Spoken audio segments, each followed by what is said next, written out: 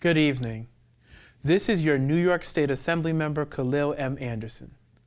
Welcome to my first State of the District address. Thank you so much for tuning in.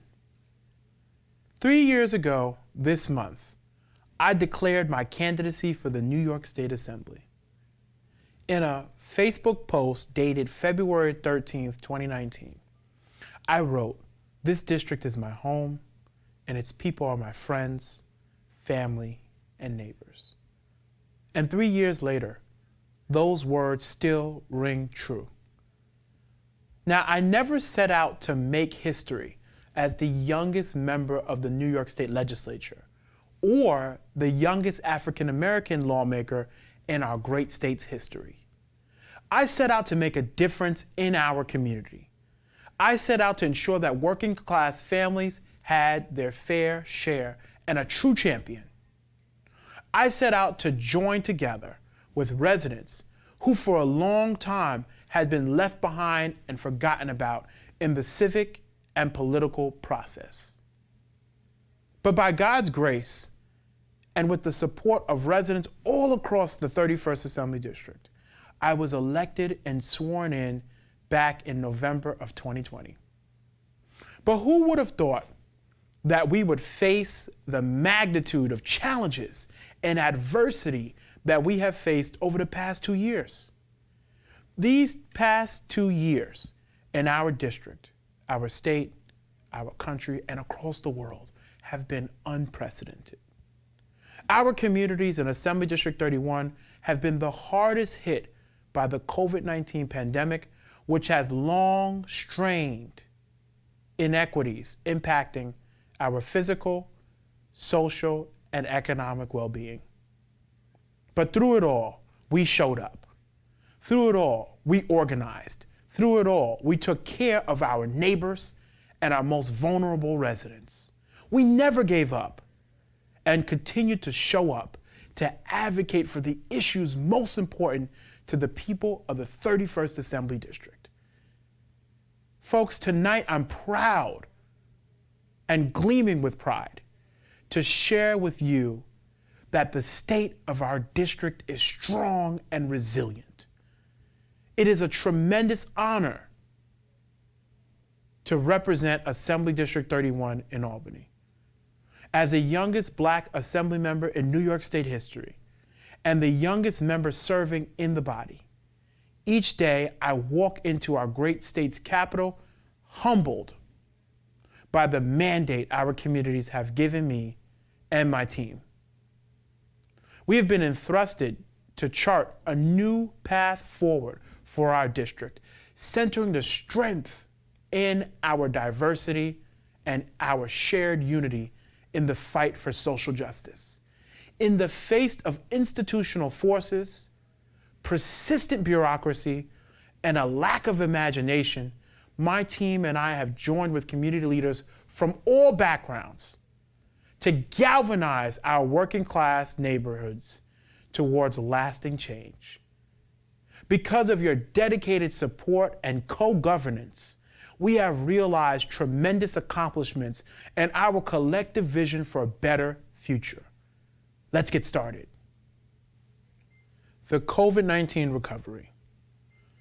The COVID-19 pandemic has devastated New York City and has had a disproportionate impact on our communities in Southeast Queens, a region that has historically suffered from underinvestment and a destabilized healthcare infrastructure. In response, my office has made COVID-19 recovery a critical component of our daily work. Since the beginning of the pandemic, we have secured more than 50,000 pieces of PPE for distribution across Assembly District 31. You heard it right, 50,000 pieces of personal protective equipment to distribute all across Assembly District 31. We coordinated hundreds of COVID-19 vaccination appointments from within our office alone, prioritizing our senior citizens and most vulnerable residents that were eligible. We partnered with healthcare experts, clergy, cultural leaders to educate residents about the vaccine so that they can make the best possible decisions for their health care. And we served as a bridge between them and their healthcare providers. We joined forces with our partners in government, interfaith leaders, and community-based organizations to bring culturally appropriate materials and much-needed supplies to residents all across our communities. After New York State opened the City University of New York, York College, as a mass vaccination site last spring, I'm proud to announce that I spearheaded efforts along with the MTA to launch the Q98V, which provided direct access for Rockaway and South Ozone Park residents with a direct route to and from the York College vaccination site. This route to recovery ensured that residents in Assembly District 31 on the peninsula had more equitable access to vaccine appointments. It also serves as a glimpse of what we can do and what we should do to fight for expanded public transportation access in the future here in Southeast Queens. Now, as we battle the Delta and Omicron surges, my strong Constituent Services team worked hard to respond to the residents in need and connect them directly to the resources to improve their health outcomes. Our office has worked tirelessly alongside our civic associations and community groups to ensure accessibility, integrity, and efficiency of testing sites across this district. Housing resources. My office has continued to advocate for safe, decent, and truly affordable housing for all residents of Assembly District 31. The very first bill that I introduced as a state legislator was the NYCHA Utility and Accountability Act. This would require NYCHA to provide a rent reduction, a rent abatement, to tenants who have experienced a disruption in utility service. My staff and I have met with NYCHA leaders, toured NYCHA developments, and coordinate with stakeholders to ensure that repairs are made and services are properly and adequately rendered. We have organized rallies in collaboration with NYCHA resident leaders and government partners, including a press conference we held last summer with the United States Senator and Senate Majority Leader Chuck Schumer. Our steadfast advocacy includes circulating letters throughout the state legislature and federal government to ensure that NYCHA capital funding is sufficient and truly sustainable. Most recently, I toured our NYCHA developments with the chairman and my government colleagues to ensure that urgent repairs and service disruptions go addressed. For homeowners, I was proud to support economic relief during the last legislative session that aided in the COVID-19 recovery. My office has partnered with organizations like the Rockaway Development and Revitalization Corporation, Neighborhood Housing Services, and Catholic Charities, as well as the state agency Department of Housing and Community Renewal, to provide homeowner assistance both remotely and in person. Legislation. My office's legislative victories have been focused on issues including COVID-19 recovery, with the focus on equity for communities disproportionately impacted. As I mentioned before, disaster preparedness and environmental sustainability are key and critical to that message.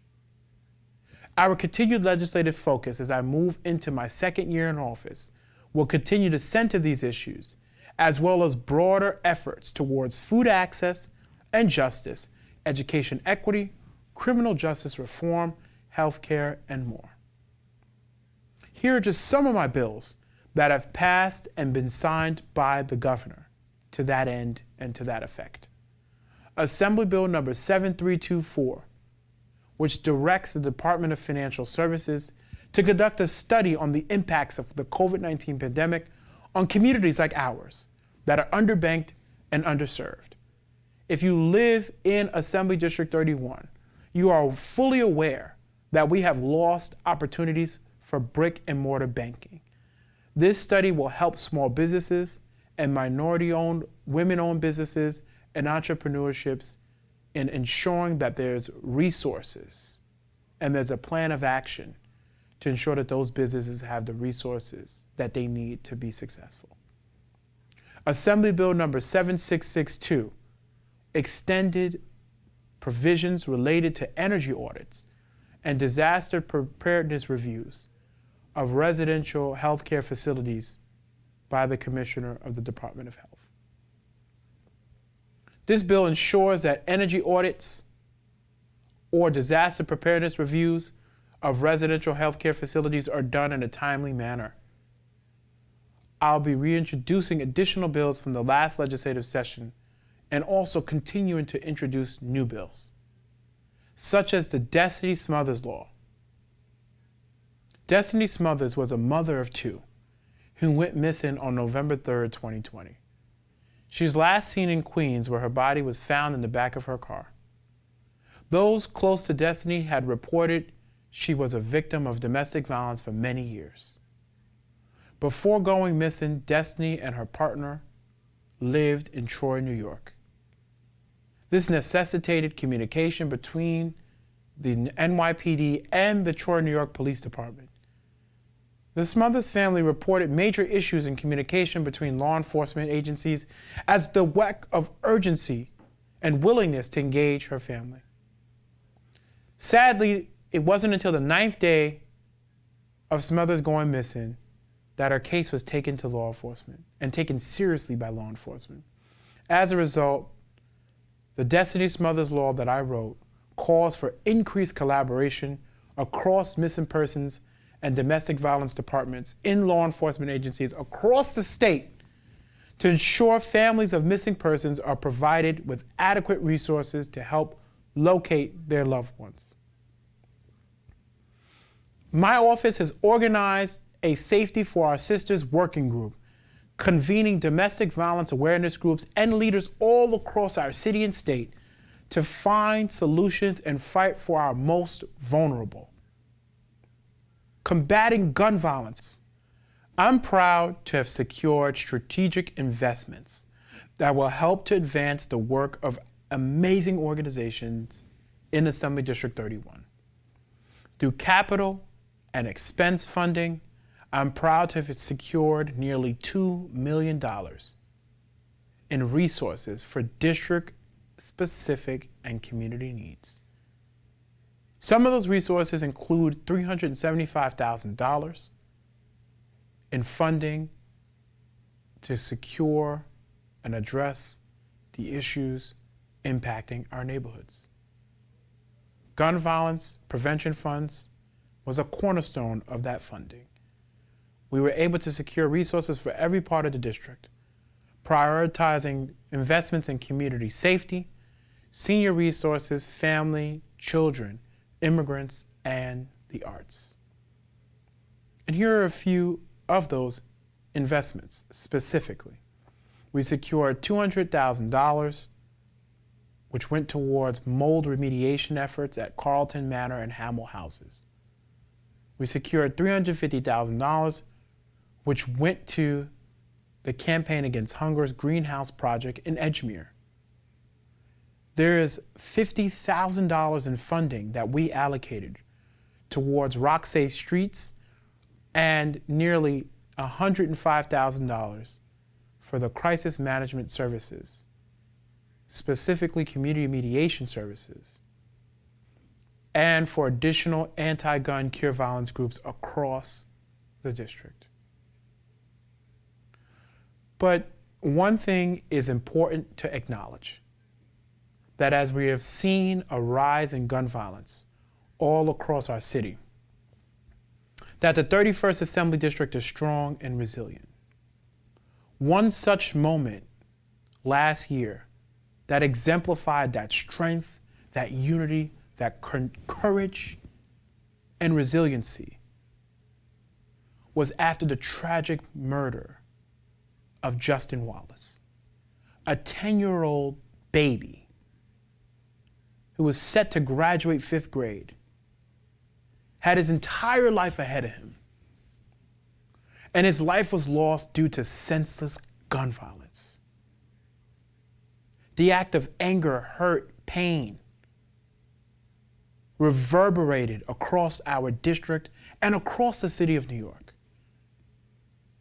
We have an obligation to ensure that 10-year-olds, that 20-year-olds, that 30-year-olds, that anyone in our district can live a full life of potential, a full life of love, a full life of true community support without succumbing victim to senseless gun violence. And so I'm proud to announce that we've secured resources to ensure that we support neighborly dispute conflict resolution in the Edgemere and Arverne communities of the 31st Assembly District. This program will roll out over the next couple of months, and we're hopeful that it'll eventually roll out across the district and the city. I'm also proud to announce that we're working towards establishing a scholarship in the name of Justin Wallace to ensure that his memory is not forgotten and lost, but also to ensure that young babies, young kids have an investment in their future and can become the doctor, the lawyer, the engineer that Justin wanted to become, can become the next leaders, the next assembly members, the next senators, the next Congress members here in the 31st Assembly District and all across our great Southeast Queens. We have to make that investment early. We have to make that investment now.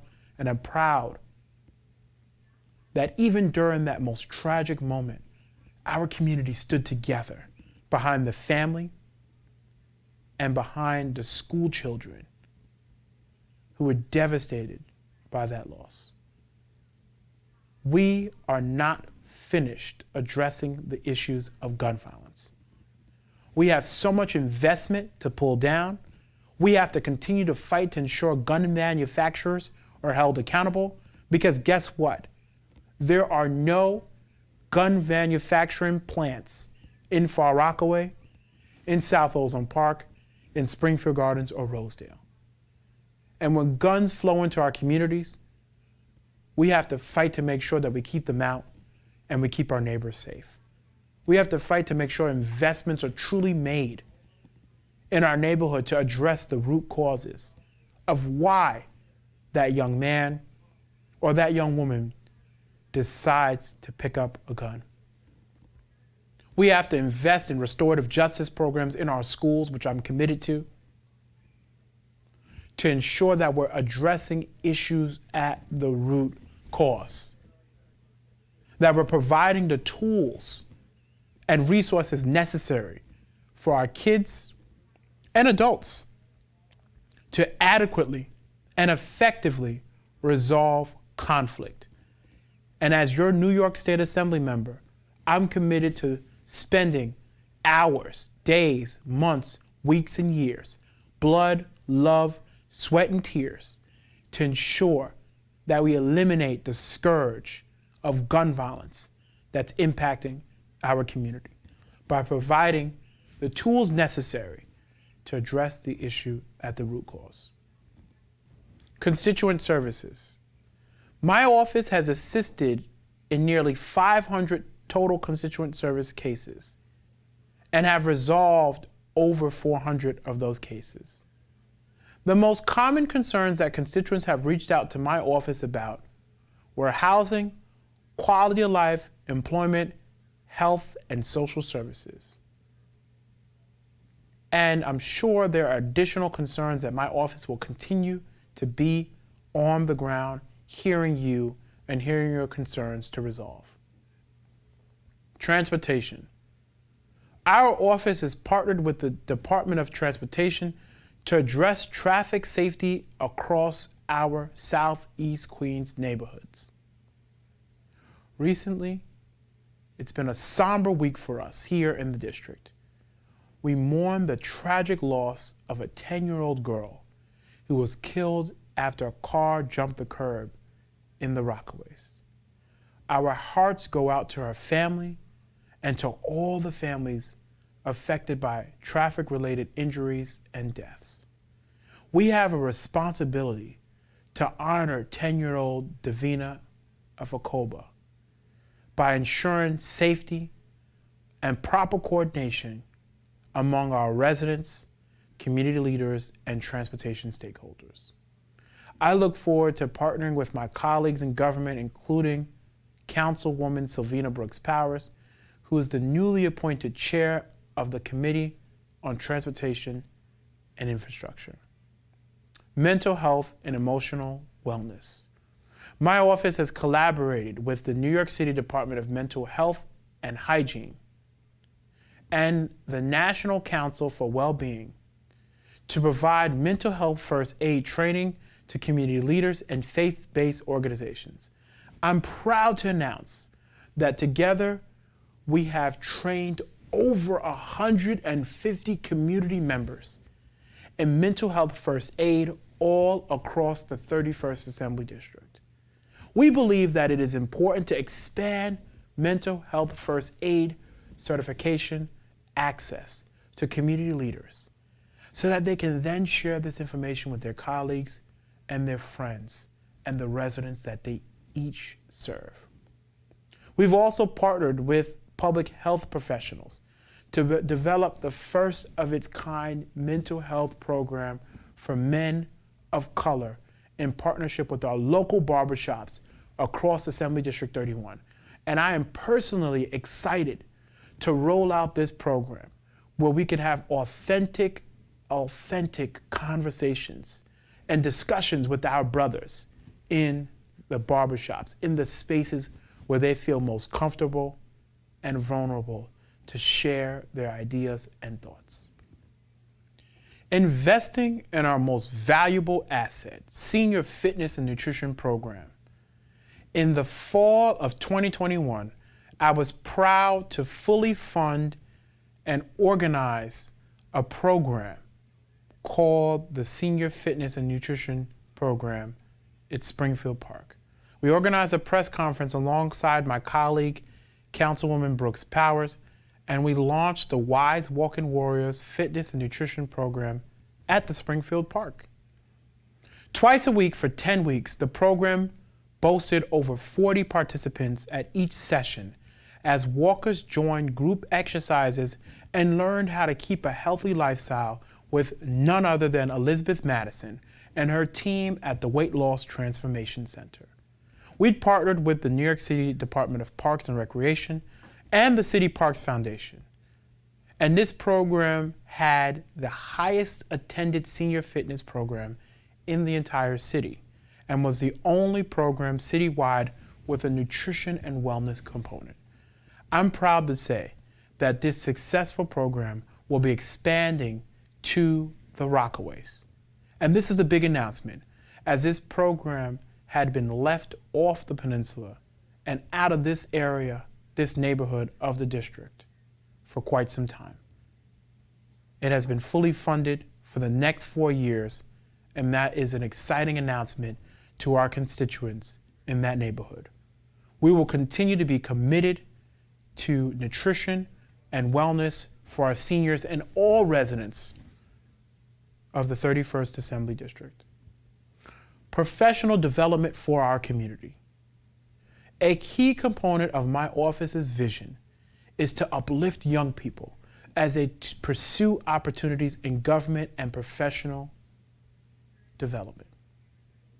We've had the honor of recruiting and mentoring over 24 interns in the past year from Assembly District 31 and other communities in New York City and New York State that have contributed to our Constituent Services work, our legislative work, and our overall impact as an office. Addressing quality of life concerns through neighborhood cleanups. In the past few months, my office has led and collaborated to address the issue of chronic dumping through organizing our community to clean up the neighborhood. We've collaborated with youth groups, community-based organizations, and our public safety organizations, and volunteers from all across the district to remove the scourge of dumping and graffiti from our neighborhoods. We've toured parts of our district with the Department of Sanitation Commissioner and leadership to address chronic dumping and harmful flooding in our areas and communities. These are more than just sanitation or quality of life issues, but they are urgent matters of public health.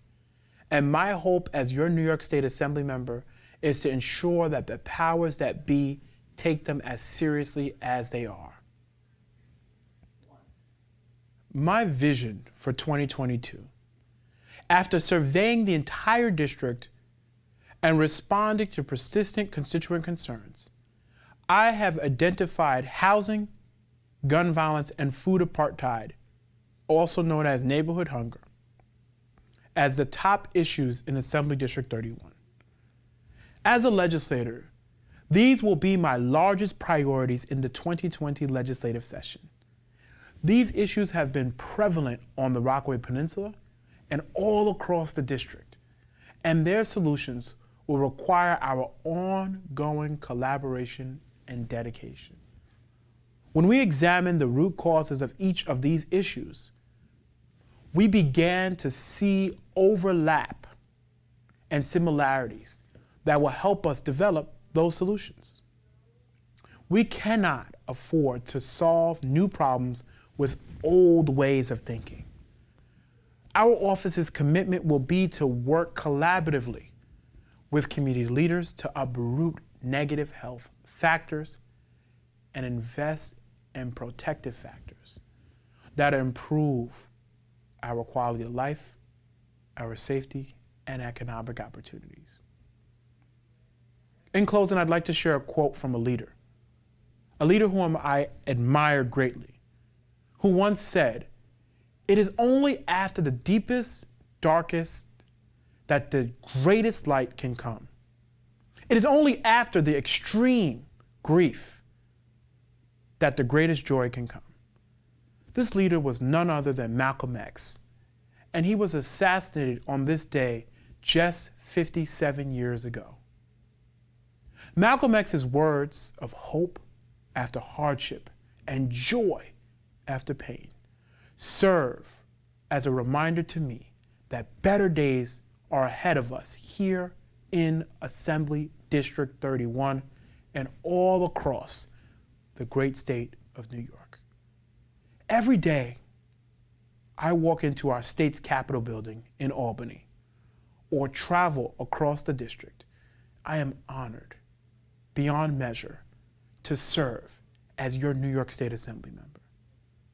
For every constituent, every organization, every community leader that has put their faith and trust in me, their faith and trust in our office, we say thank you. The state of our district is strong and resilient.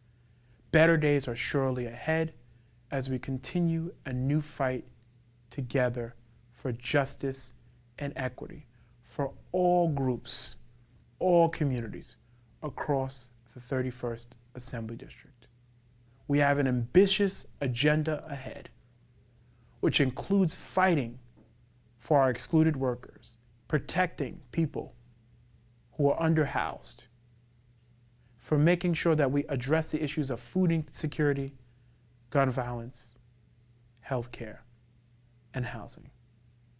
And in those better days ahead, and in that new fight together for justice, I encourage the community to join me in a model of co-governance and community involvement. I encourage strongly that our neighbors understand that they are a part of the solutions that we need to build out and truly realize that new fight together that I set out for, that vision that I outlined this month, 3 years ago, when I announced my candidacy to be your New York State Assembly member. And I'm proud to lead you during our most darkest times to our most brightest times. Thank you so much for tuning in to my first State of the District address. Join me in that new fight together for justice. Join me in the struggle to ensure that our communities are realized and heard. Thank you very much, everyone.